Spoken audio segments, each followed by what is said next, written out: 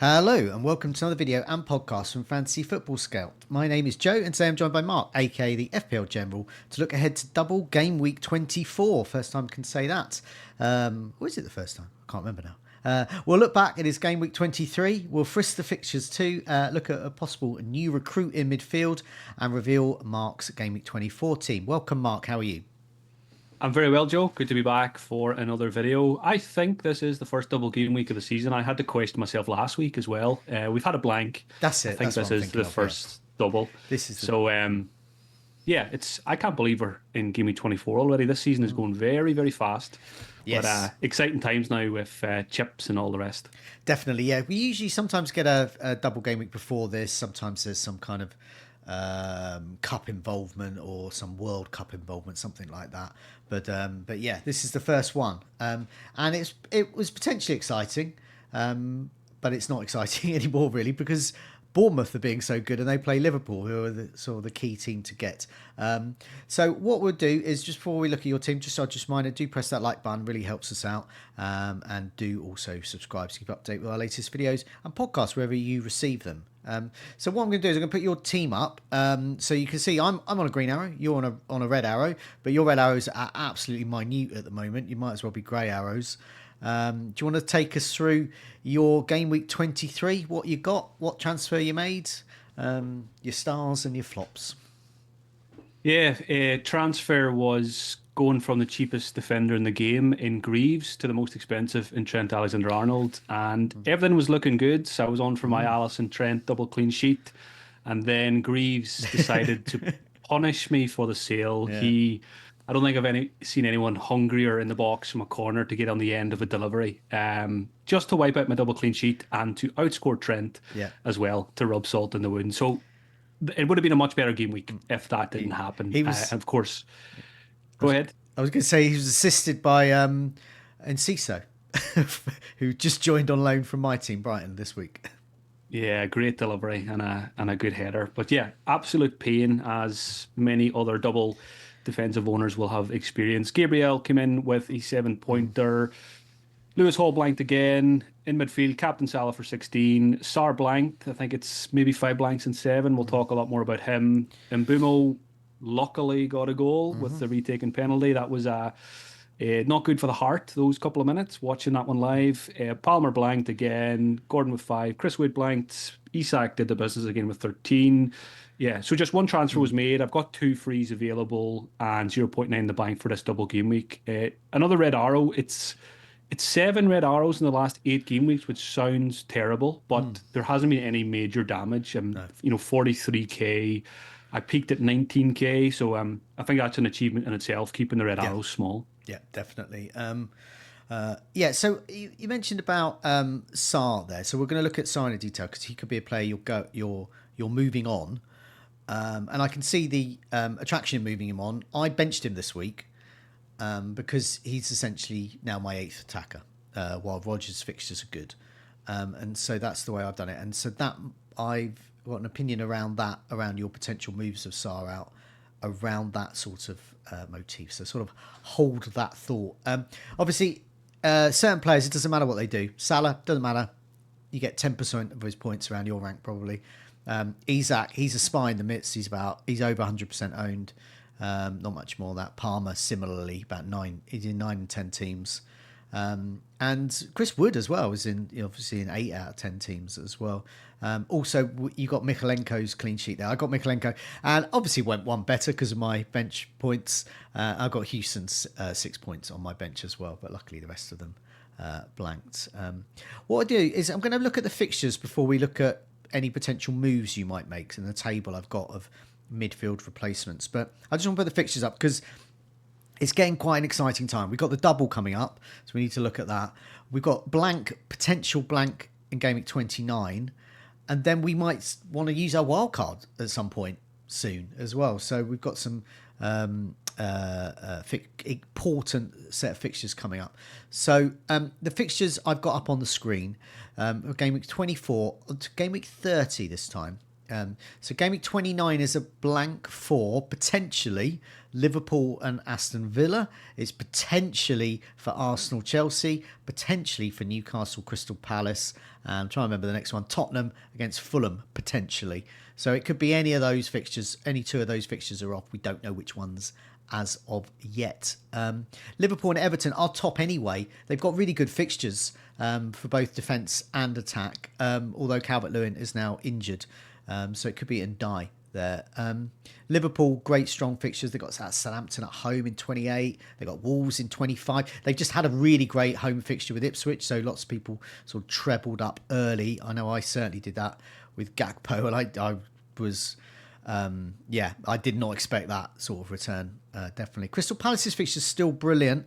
Brentford's fixtures really improve, especially with Tottenham's defence straight up. Manchester United is still okay. Chelsea's sort of middling, and then Man City really bad. Arsenal, Newcastle, Liverpool, Tottenham, Nottingham Forest, Brighton, Leicester.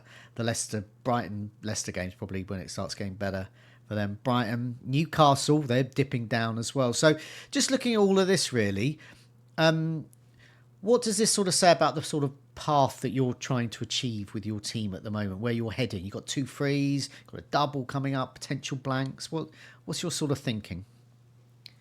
Yeah, I'm a manager who doesn't plan too far ahead. Probably to my detriment sometimes, but I do just like playing what's in front of me and kind of figuring things out as I go, because I just, playing the game for a long time, things change so quickly and plans go out the window. So blank Game Week 29 is on my mind, of course, but it didn't stop me, for example, last week getting Lewis Hall when there's a chance, Newcastle blank. I've got 3 of them. I've got 3 Liverpool. I could be in trouble, very soon regarding Game Week 29, but if I am, I will just keep it simple and free hit that week and then probably wild card soon afterwards. So I'm just not stressing too much about that game week and trying to, maximize points between now and then. Obviously, Liverpool and Everton are the targets, mainly Liverpool. I'm already tripled up. I've got my Alisson, Trent, Salah, and I won't be changing that. Everton, I've got Mykolenko in place, and I'm not in a mad rush to get anyone else. I was eyeing up Calvert-Lewin. I could have went Chiwomi to Calvert-Lewin. I could still do Chiwomi to Ndai. I think I've got exact money if I only wanted to use one transfer. So that is something to consider. And then looking down the list, Crystal Palace, I've got Sarr, but I've gone off him. I think Eze is the better asset now. Mateta's probably a better asset as well. Just not doing enough. So I'm looking forward to seeing some alternatives. Elsewhere, Bournemouth, they're probably the obvious place to go for a Sarr replacement. Brentford, I've got Mbeumo in place. Chelsea, Palmer, people are getting cold feet on him, but I'm just going to stick with him long term, I think. And then towards the bottom, City bottom of the ticker. Foden's been great, but fixtures doesn't feel like a good time to go there. Yeah, I mean, looking at say blank Game Week 29, as I said, it's hard to plan because we don't know which 2 of those 4 fixtures are off. I think there's some I'm better off up with, but I'm basically not too. It's only Liverpool I'm trebled up on, so I'm not too badly fixed for any of them. So my aim really is to use transfers to get out of that and use a free hit in amongst the double game weeks. So there's a double game week 33. And then there's a double game week in 36 as well. So a free hit may be needed in 34. I think there'll be a blank game week, but it might not be. Who knows? It's up in the air at the moment. Chip strategy for me, and it sounds like a bit for you, and also sort of long-term transfers as well. Okay, so we're going to look at a table of some midfielders. You've had enough of Sarr. I'm sort of dipping my toe into having enough of him. So I benched him this week, happy blanked. But, it's still a functioning attack at Crystal Palace. You never know. But he did come off again at around the 70th minute from Nketiah. Before we look at that, I'm going to propose to you that you keep Sarr, and he is your first bench. He's a really good first sub on the bench. Handy when needed. And you move Chiwomi to Ndai, who's got a double, and he's on penalties, and Calvert-Lewin won't be playing, and he's playing Leicester and a Merseyside derby, and that's what I would do, because I've with my bench points I've coveted your Chiwomi, but you've often said, maybe Chiwomi move on, and that's what I would do if I were you, because all the alternatives, as we'll see, I don't think are that great for this week, but they are for 25. Yeah, and it's been on my mind because I Mm, was thinking about Calvert-Lewin. This time last week I mm, was eyeing up Chiwomi to Calvert-Lewin. This week I wasn't 100% mm. going to do it, but I was certainly going to entertain the idea. Injury kills that, and then you've got next in line is Indai. But what's putting me off is it's great. It's great for the double game week. Mm. I can just bench Sar, who I don't like anymore, Yep. get my double game weeker. But then, looking further ahead, Yeah. it would leave me with zero point 0 in the bank. I would have to play one of Sar or Indai, Yeah. unless I sell. No, no, you don't. You don't have to. You can Wait, play and dive in the double game week, and then in game week 25, then you get one of the players that we're about to look at for SAR, who you can afford. yeah, hadn't really thought of that Mm. approach. Yeah, I suppose, yeah, so delay the Sar transfer, Yeah. bench him for a week, get my double game weeker in die, and then Mm. Bournemouth midfielder probably they're very cheap, so they Mm. can come in easily for Exactly. Sar. Again, the main issue is if I want to get in die, we're recording on Monday, and I probably have to do it on Monday Yeah. because I don't want to use two frees to get him. I want to use one free, and I've got Mm. zero point 0.0 to do it. He also signaled to come off, I think, in the game with a Oh, possible okay. something. So I'm a little bit. I didn't see the game, and I Okay. didn't see any concrete info on that. But that gives me a little bit of pause. So I don't know if I want to make a Monday transfer Hmm. on a player who possibly could have something wrong. So Okay. yeah, it's a little bit of a pickle. But I do like your idea. If there was no, Yeah. If you had if there was that, no injury concern, if there was no European games midweek, yeah. then it makes a lot of sense. And also, if you had that, I guess if you had like to just point one or point two, you could just leave that until like Friday or something. Yeah, yeah. So it's probably something I need to really look into today Mm. and make a decision on. Okay, well, the reason, so I keep trailing this table. It's not that exciting, but I'll put it up. I'll put it up now. So this table of cheap midfielders, and I've restricted it to 6.7, and I've also put Sarr in at the bottom just so you can benchmark him against them, and I've sorted it by minutes per expected goal involvement. The reason I personally, if I were you, I would go for that and die move and put off replacing Sarr is because a lot of the great alternatives are Bournemouth and they face Liverpool. Yes, they could get returns. In fact, they probably will. They might not. I don't know. But it's not a great entry point. Southampton away, however, is because then that starts Wolves, Brighton, Tottenham, Brentford, and Ipswich. And I think a double game week player I would just favour, especially when it's a double game week player. You can then in turn bench from there on in. So anyway, top of the list is Cliver. He's 5.7 and Sar is 5.8. You can do that. You've got 1.1 to spare for that next week, hopefully, but it might be a bit tight.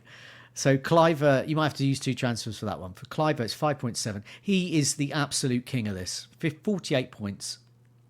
He's in 12% of teams. He was in about 5% last week. Minutes per expected goal involvement every 143 minutes. He's got 7 attacking returns for 5.7 in 6 weeks. That's unbelievable. He's had 8 shots inside the box, created 7 chances. He's scoring open play goals like his dad. He is on penalties. Even in tough games, I guess with Liverpool, you could even go early for him and just play him. But yeah, what about him? He's the one to get, you would imagine. Yeah, he's the easy no-brainer SAR swap. Kluivert is an absolute gem this season. Mm-hmm. Bournemouth get better every week. We think when they lose their two strikers, that's a problem, but Yeah. Utara pops up, scores a hat trick, no problem, playing out of position.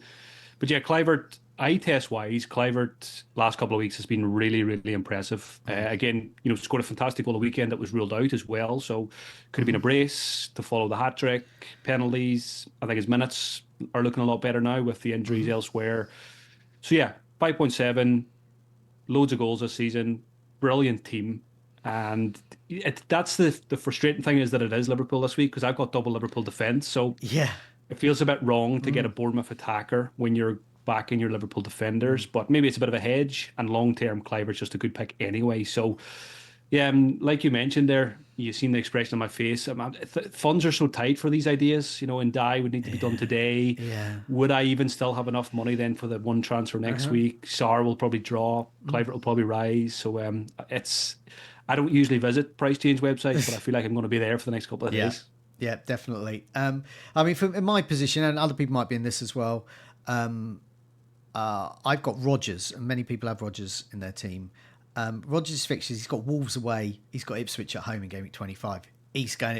There's no point in me getting a Sarr replacement, even if it's as magical as Clivert, when I then give myself a who do I bench out of Rodgers and Clivert debate. It's just so for me and Rodgers owners, they might be looking to wait a little bit. So the point of that is if you did go now, you've got him in quick before anyone else and you can get all his points. But yeah, it's not the greatest fixture to go in on. This is why I think I prefer the Ndai one, although it's Yeah. tight for money.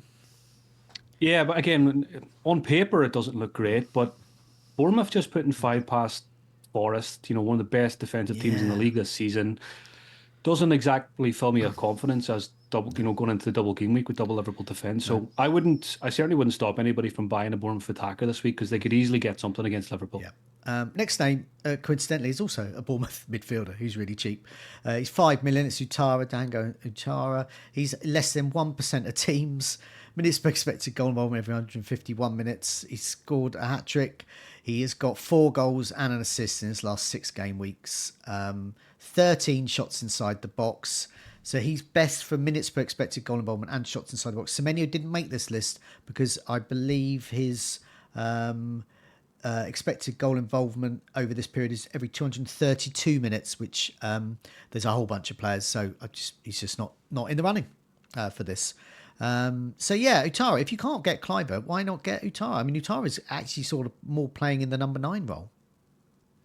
Yeah, and he's been really good. I think, like many, I was surprised that it was him that got the job up front. I thought it might have been Semenyo or Kluivert who went through the middle, but that's why I'm a fantasy manager and Iriola's a Premier League manager. That's the difference between us. So Utara is very attractive because of his price, out of position. Again, it's a bit of a no-brainer at the moment.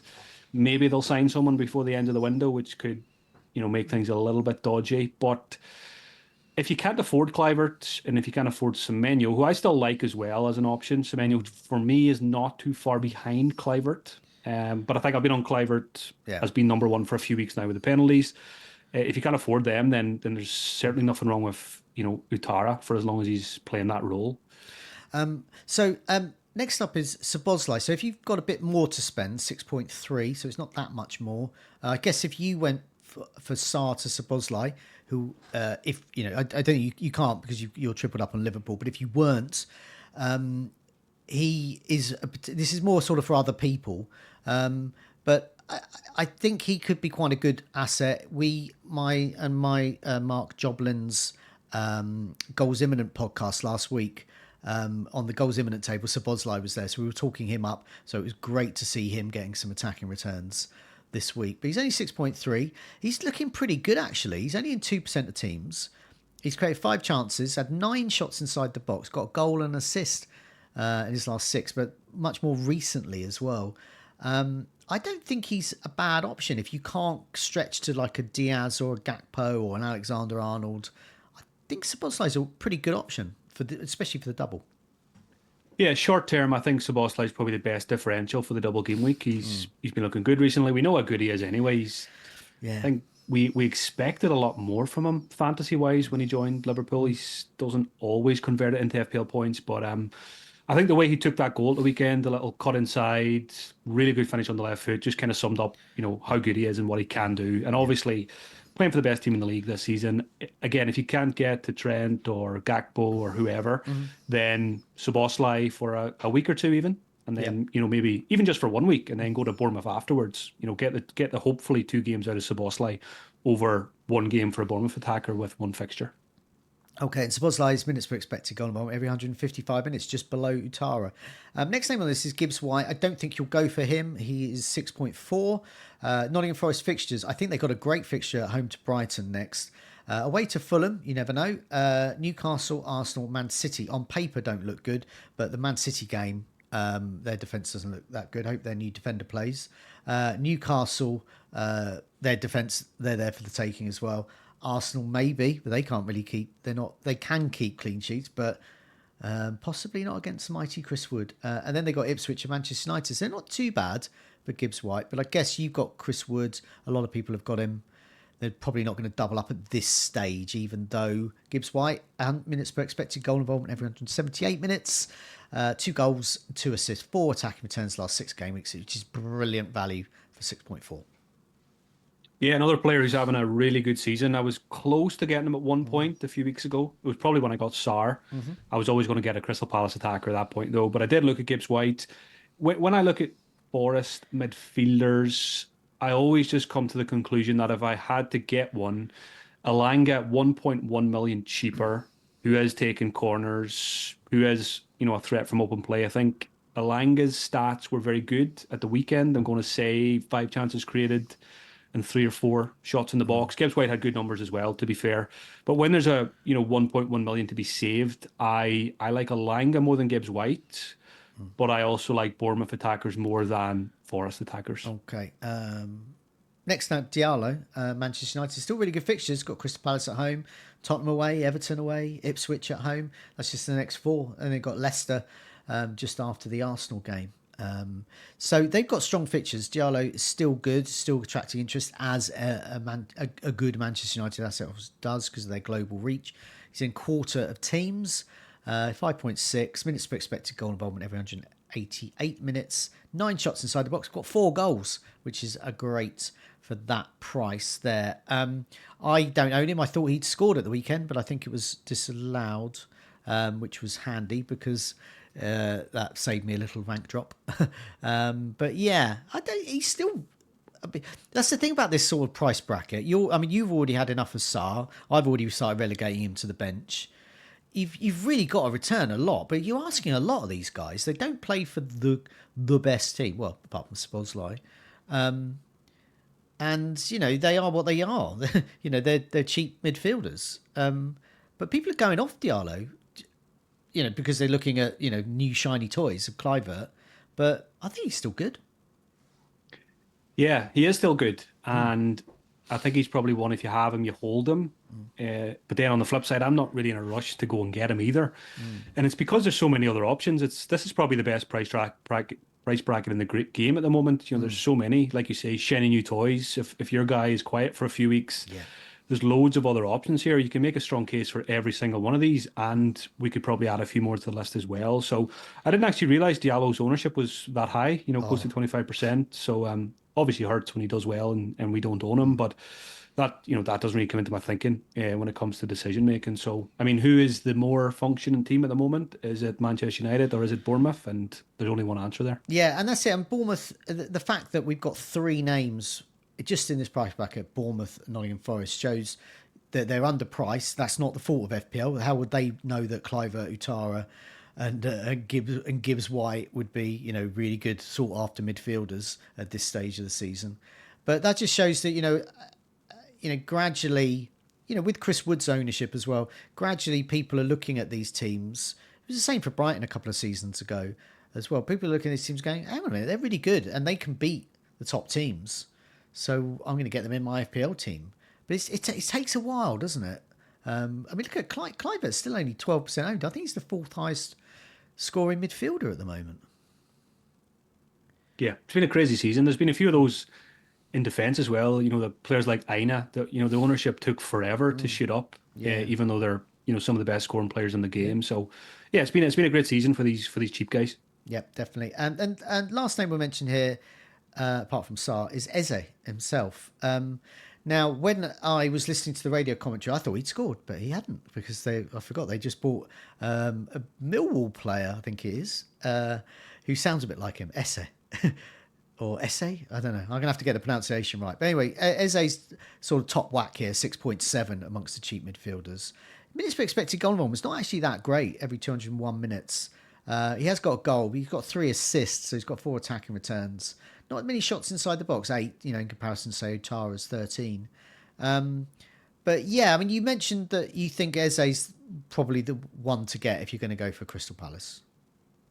Yeah, I watched a large chunk of the Palace game at the weekend as a Sarr owner, and most of the game I was just thinking I own the wrong Palace midfielder here. I think Eze has a lot more routes to points, as we know. He was having a pretty quiet season. I think at the time Sar was the better pick, and obviously that's why I went for him. But the last 3 or 4 weeks, I think Eze's been better. There was a couple of free kicks, right in the edge of the box. Eze won one or two of them himself, and every time he stepped up, I was just fearing the worst. I was fearing Eze owners getting points and Sar just being involved in celebrations. If he was even still on the pitch at that point, I think he went off, Yeah. before some of those. So, yeah, Eze is 6.7, and that's exactly what I have to spend if I sell Sar this week with one free transfer, even though I've got two available. And I'm not against the switch. It's not something I would usually do, but if I think Eze's a much better prospect now, which I think he is, and he has the fixtures, then I need to strongly consider Eze up Okay. against the Bournemouth guys. So Okay. there is a chance I make that sideways switch. Okay. Right. Yeah. Yeah. Okay. So at the moment, your thinking is Sarta either Clivert, go early, or Eze, or perhaps Chiwomita and die. Yeah, that's the dicey financial path that I Yeah. could take. Okay. I'll just mention Sal's stats here, just to say compare. He's only got one assist in his last 6 game weeks. 4 shots inside the box, which is the lowest amongst these. 8 chances created, which is okay. It's on a par with Diallo. And his ownership's only 3%. So he's not in a lot of teams here. But yeah, I'd like you. I see him as a good first sub at the moment before I move him on. But I don't think I'll be playing him. Perhaps ever again. So we'll move it on. Okay, let's have a look at your next week team. Do you want to go through your team and your sort of decisions? And I don't know if you haven't got a triple captaincy, but you do have the assistant manager chip, but you can't use it on Liverpool this week because you're tripled up. So just go through your team and also your just general thoughts about the sort of chips that you or others might want to be using this week. Yeah, so the team on paper, Allison and Trent with their double game week. Mikalenko also in the starting 11 this week with 2 games. Triple Newcastle at home to Fulham. Hall, Gordon, and Isak. Salah will be captained because I cannot triple captain. It's already been used. Sar's currently in the 11, but I don't really like the look of that. Mbumo home to Tottenham looks great. Cole Palmer home to West Ham also looks good. And Chris Wood has a home fixture at Brighton as well. So looking at this team, loads of home fixtures, 4 double game weekers, looks good. I've benched Gabriel at the moment. Now, Gabriel could be Sar. Sar could go to the bench and Gabriel could go back Yeah, into 11. yeah. But I don't, yeah, that's probably what I would do if I didn't make any transfers. But I don't really want to play Gabriel against Manchester City. And then the bench is made up of Castagna and Chiwomi. So we did mention a couple of options there. The obvious one is probably just do Chiwomi to Ndai and bench Sar. And in the following week, decide on my Sar replacement. Probably a Bournemouth midfielder, but another week of information to digest on that one.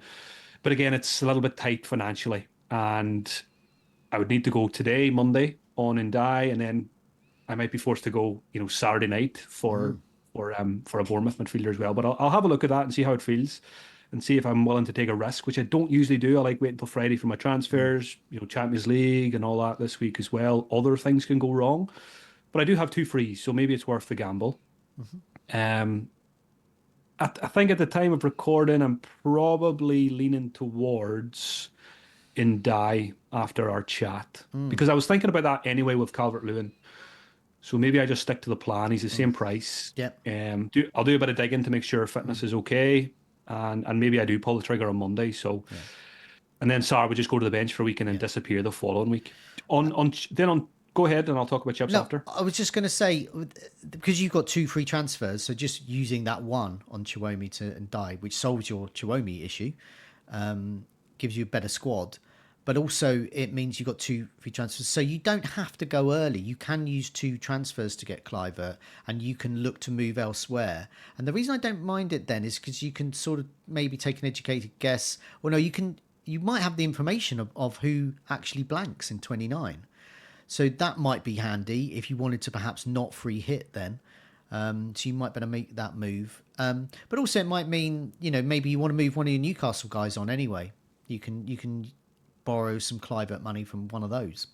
Yeah, Gordon might go at that point. Yeah, Yeah, yeah, yeah, that's on my mind anyway, looking at the fixtures. yeah, yeah, Yeah, definitely. so chip wise, triple captain was already used. Give me two on that guy Erling Haaland, who used to be good. Well, to be fair, he's still good. But Yeah, glad I got a successful triple captainship because I haven't had too many of them in my FPL career. This week I was initially planning to do slot assistant manager, but then I decided I wanted three Liverpool players for Ipswich and for Wolves afterwards. So that's why Trent came in last week and it very nearly worked out nicely. But Gakpo winners had the last laugh over me. So David Moyes is an option, of course, but I don't think I can bring myself to do that. When it comes to chips, I've got a relaxed approach to what I've got left. I'll probably wildcard game week 30 or later, bench boost after the wild card, as close to it as possible in a double game week. And assistant manager, I'm just going to see, again, flexible approach. yeah, I don't have anything set in stone. I'll see how the fixtures fall, blanks and doubles, all that kind of stuff. And that's the beauty of that chip. You can kind of play it any time. It'd yeah, be nice to include a double game week yeah. with it, but not the end of the world. And again, game week, last three game weeks of the season for that is kind of fun as well to get a little boost at the end. So yeah, the plan was slot this week, but I've got three Liverpool players now, and I won't be using it on David Moyes. Okay. Yeah, so I mean, like you, my original plan was assistant manager chip, but it was last week's Bournemouth game against Newcastle, and I just thought, I think that's a tough game for Liverpool. So I just thought maybe I'll go for that sort of that you get a table bonus. So if you've got a 5 place gap, so getting those players like David Moyes would have got that bonus this week for Everton beating Brighton. Obviously, the chip wasn't available, and this week it won't count against Leicester, but it would if he managed to beat Liverpool, which is a tough ask.